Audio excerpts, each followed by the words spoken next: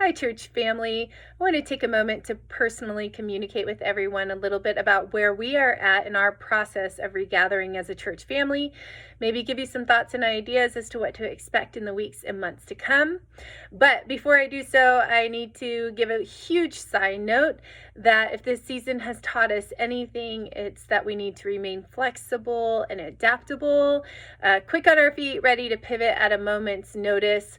I wish I could say that these 3 phases that we have, or 3 steps, are going to run seamlessly together, that they're going to not be flawed, but I just can't promise that. I don't have that level of power or control over our environment, and I never have.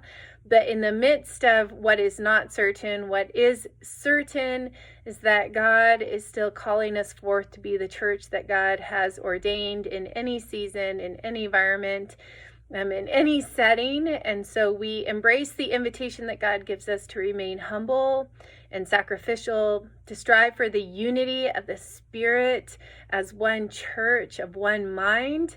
And we fervently continue to pursue the kingdom of God here and now. That church is God's plan A, and that goes unchanging even in these unstable circumstances that we find ourselves in right now. So with that said, with that big side note that I had to make, as you know, churches in California have been released to start gathering in person once again. And so that means that we, as a VCG community, have officially entered into our phase 1 of regathering as a community. And I want to let you know a little bit about what this entails. So first thing, a huge part of phase 1 for us is hearing from you. You should have received an online survey from me last week. I'm so thankful for the huge turnout, huge response that we've had from our church community in this survey. It shows me how much you care and that you want your voice to be heard, and I so value this. And really, this is just an opportunity for our leadership to become aware of how you approach this season, what you think about the guidelines, how you approach the guidelines that are being given to churches, just where you are at and what you think about all of this. And as expected, as in any diverse community, there was a diversity of responses. And I want you to know this is not a negative thing. I don't embrace it that way at all, and I don't want you to embrace it that way at all either, but that actually it's just an opportunity for us to be purified and to grow and to mature together as a church as we continue to seek unity of one spirit, even in diversity. It's a great opportunity for us. So again, as expected, on some things, there was an array of responses, and in other things, there was a lot of unanimity, which is also exciting. So the opportunity that we are presented with in this phase of regathering is really to discern a way forward together that maintains the spirit of unity, of hospitality and benevolence toward one another. I firmly believe that this season does not need to be a season that disunifies or polarizes us at all in the church. Rather, we refuse any attack. We stand against any attack of the enemy to divide the church, and we receive it again as just this opportunity to make us stronger, to mature us in love and grace toward one another, regardless of varying levels of comfort and discomfort. I have yet to talk to any pastor who is not facing the same discernment process right now. I've talked to large churches who are not going to gather at all in person until the guidelines are loosened, because they just don't feel like it's worth all of the effort and the bending that has to happen in order to make necessary modifications.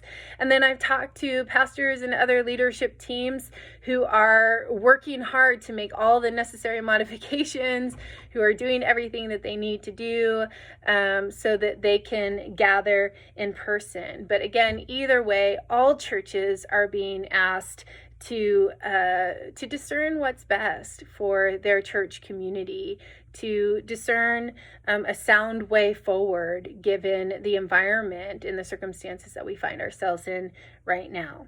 And any way you cut it, it's messy.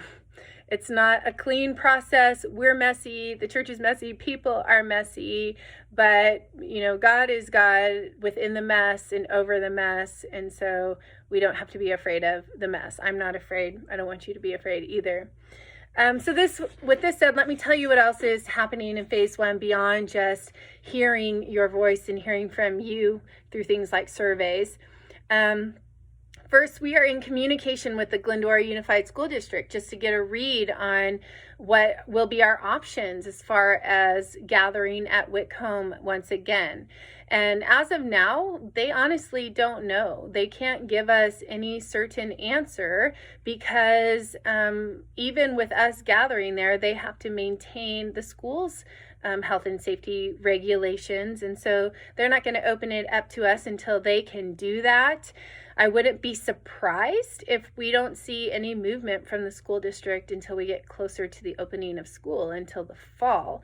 And so until we know better what our future at Whitcomb might be, we are going to be developing some no pressure opportunities to begin to have some small gatherings for our church community. Again, according to the survey, some of you are chomping at the bit and can't wait.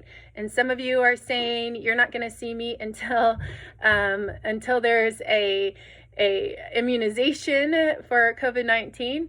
But again, we come to you from the middle and we respect both ends of the spectrum. Our children's and youth ministries are going to maintain a lot of activity throughout the summer months. They're going to be very active online with different fun activities going on, weekly themes and fun things to do together. And then they also might be having some in-person gatherings, again, all the while maintaining the health and safety guidelines given to us.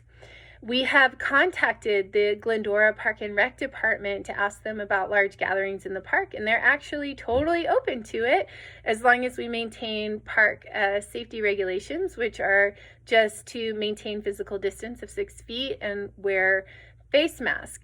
I know that that's uncomfortable for some and you don't want to do it, but I think it's a great thing that we have the opportunity to gather in a park, but we will have to maintain their safety guidelines.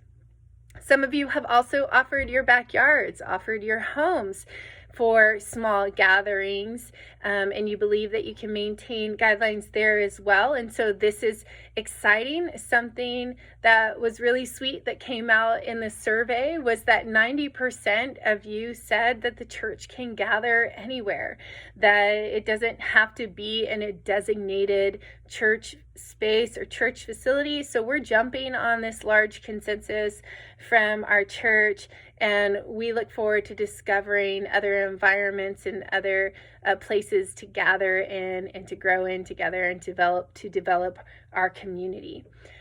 In the meantime, we are going to just as strongly maintain our online presence, so you don't have to worry about missing out on our worship services or small groups or encouragement groups or anything like that.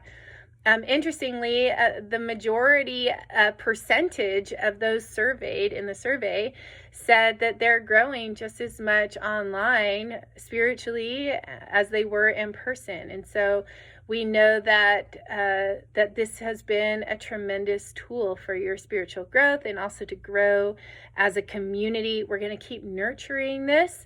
We're going to keep pouring into this. We're excited about this avenue for growth to be maintained in our church. So in a nutshell, phase one is really about us reconnecting, about us trying to regather in new environments and spaces and seeing how that goes. We're going to be discerning the response to the transition and beginning our discernment process for the future. As we come out of phase one, what do the next 6 to 12 months look like for us as a church community? And so that's what phase one is about. But again, this is such a fluid process. We know that things can be changing quickly. They can change at any time. But I do want to communicate that there are some things that need to happen before other things can happen. I wish I could just blink my eyes, twinkle my nose, whatever, and everything just be in order, be established in the way that we would like. But I just can't do that. So this Sunday, however, we want to create some space for people who are ready to gather in person together. At 2 o'clock, we are going to provide some time to meet over at Finkbeiner Park in Glendora, over by the band shell. Again, the city Park and Rec has given us clearance to do so. It's just going to be a time for reconnecting, a time for fellowship, praying with one another. I know that for children, it can be hard to maintain the physical distancing, but we need to be careful to do that. So we're going to have some fun activities for children and youth to keep them busy and having fun with one another. But again, this is a no pressure deal. If you don't come, no big deal. Nobody's going to question where you are at. But if you can come, man, we'd just love to see you. We'd love to spend some time together. So that's gonna be over at Finkbeiner Park near the band shell Sunday afternoon.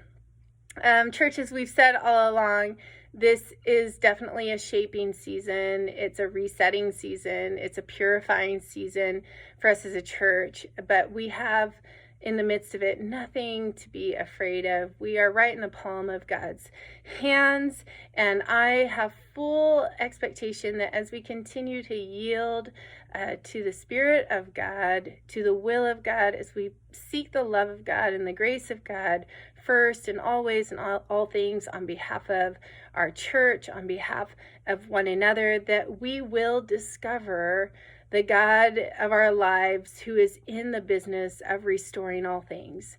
Sometimes things aren't restored to the way we see them or we want to see them culturally or what we have vision for, but they will be restored according to God's kingdom way.